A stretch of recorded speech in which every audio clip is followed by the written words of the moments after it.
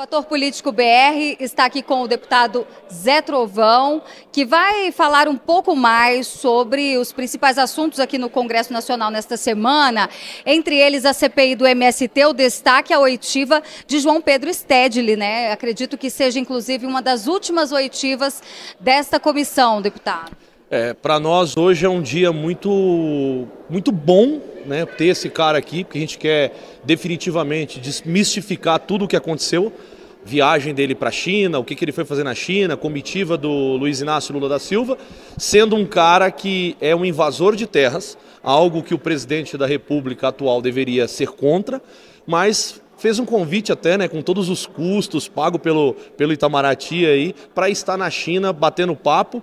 Eu queria saber se ele foi lá para convencer os chineses de ajudar ele a invadir terra no Brasil, ou se ele está querendo montar o MST na China para invadir terra na China. Se ele for invadir terra na China, por mim tudo bem, ele fica lá e ele se resolva com os chineses.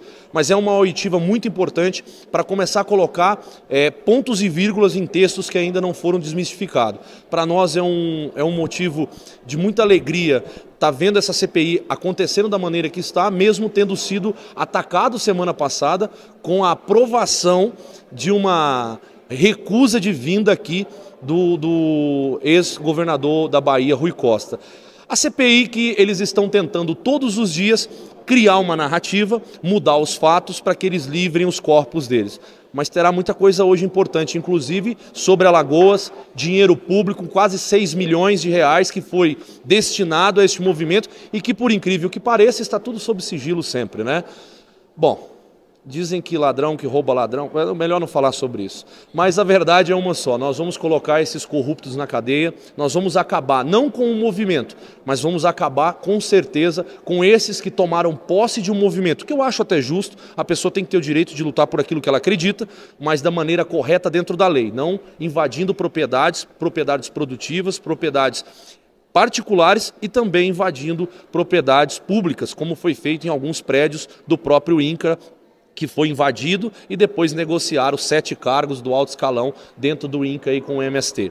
Esse é um assunto muito importante. E com relação à atitude de Luiz Inácio Lula da Silva, que mudou o preço de pareação dos combustíveis no Brasil, dizendo que era para melhoria, que era para baratear o preço, que eu achei muito justo, mas eu disse, algo de errado não está certo. E aconteceu o que nós já imaginávamos. Estamos ficando sem combustível no Brasil, porque as empresas, inclusive a Petrobras, não conseguem comprar diesel mais caro lá fora e vender mais barato aqui dentro. Então foi um tiro no pé do governo quando agiu de uma maneira sem planejamento. Eu digo para todo mundo, o planejamento necessário para o Brasil era o PT não ter roubado todo o dinheiro que roubou lá atrás das refinarias, inclusive a mais importante, que é a do Pernambuco, que era para estar em alto funcionamento e que hoje nós seríamos autossuficientes na nossa refinação de combustível aqui. Não estaríamos passando por isso, muito pelo contrário, estaríamos exportando combustível já refinado para fora. Mas a gente tem surpresa zero quando se trata de um desgoverno, de uma pessoa bem maluca que não sabe o que faz e que está fazendo uma política que eu costumo dizer que não é nem uma política populista, porque política populista é quando você pensa em outras pessoas. Ele faz uma política própria para continuar enriquecendo os seus filhos. Alguém deve lembrar que a JBS é o maior frigorífico do mundo e o dono desse frigorífico limpava cocô de elefante lá em São Paulo no zoológico. Então, o Brasil está seguindo o rumo que o PT sempre quis. Roubar, roubar, roubar e desviar das nossas diretrizes aquilo que poderia ser importante para o nosso país. Agora, deputado, ainda falando sobre a CPI do MST, a gente sabe que o senhor não é membro, mas tem atuado firmemente, né, até mais do que muitos parlamentares de esquerda que estão ali, na verdade, só para blindar.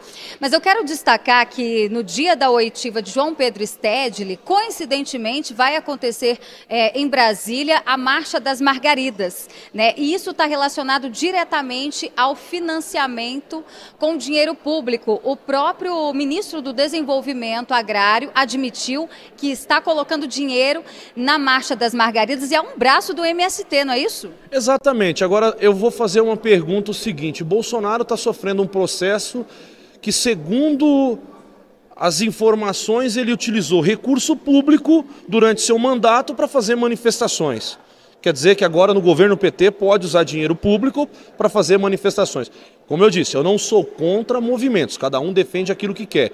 Mas para você defender, tem que fazer como nós, patriotas, que saímos nas ruas, pintamos o rosto de verde e amarelo, se enrolamos numa bandeira e custeamos os nossos próprios movimentos. Lá não tem pão com mortandela, lá ninguém dá água de graça. Tudo é nós que fazemos, agora aqui não, do lado da esquerda tudo pode. Eles são financiados pelo governo, são financiados com subsídios que era para estar dentro da educação, que foi tirado mais de R$1 bilhão, dentro da saúde, que está sofrendo. Eles fazem toda uma manobra para continuar colocando dinheiro aonde, de alguma maneira, eu afirmo que de alguma maneira esse dinheiro volta para o bolso de alguém. Porque eles colocam muito dinheiro e a gente sabe que não usa tanto dinheiro assim. Movimentos conseguem ser bem barato quando ele é justo e ele é ordeiro. Agora, ainda falando sobre essa situação do preço do diesel, né? A gente está vendo que está tendo um problema na oferta e na demanda. A paridade de preços internacionais, ela foi de fato uma promessa de campanha do presidente Lula e isso foi retirado. Isso teria também alguma influência da questão dos impostos federais que foram zerados no governo anterior? Qual que seria a solução nesse momento, na sua opinião? O senhor representa, inclusive, o líder dos caminhoneiros. Olha, primeiro que assim, zerar os impostos no governo passado foi uma atitude muito inteligente quando era necessário. Nós estávamos vivendo um momento de crise internacional, não só nacional. O Brasil estava passando por várias dificuldades, estava tudo muito caro e a gente precisava assistir os caminhoneiros de alguma maneira. Então o presidente Bolsonaro foi lá, zerou os impostos, fez aquilo que tinha que ser feito. E engraçado é que é o seguinte, o governo Bolsonaro encerrou com superávit de 54 bilhões. E nós já estamos com um déficit de quase 180 bilhões. Essa narrativa não vai colar.